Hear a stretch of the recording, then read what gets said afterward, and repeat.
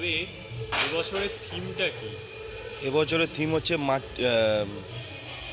মাটির আহ্বান। আচ্ছা, এক- আপনি তো শিল্পী। হ্যাঁ, আপনার নাম? আমার নাম সুমন সাহা। আচ্ছা, আপনারা মূলত কোথা থেকে এসছেন? আমরা নদিয়া ডিস্ট্রিক্ট নবদ্বীপ থেকে এসেছি। আচ্ছা, এখানে যে ভাবনাটা যে ফুটিয়ে তোলা হয়েছে মণ্ডপ সজ্জায়, সেটা সম্পর্কে আপনি একটু বলুন।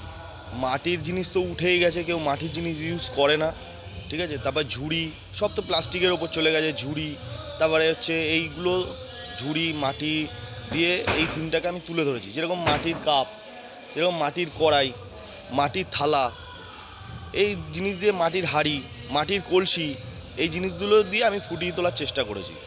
তো এখানে তো দেখলাম অনেক পুতুলও রয়েছে। হ্যাঁ, পুতুলও আছে, পুতুলও আছে, ফাইবারের জিনিস আছে, ফাইবারের দুর্গার মুখ আছে, তারপরে হচ্ছে কুলো আছে, ঝুড়ি আছে, মাটির সরা আছে। আপনারা কি এর আগেও কোথাও করেছেন এই কাজ? হ্যাঁ, এর আগে করেছি, ত্রিপুরাতে করেছিলাম, এবারে বাংলাতে করছি। কতদিন ধরে এই কাজটা করলেন আপনারা পুজো?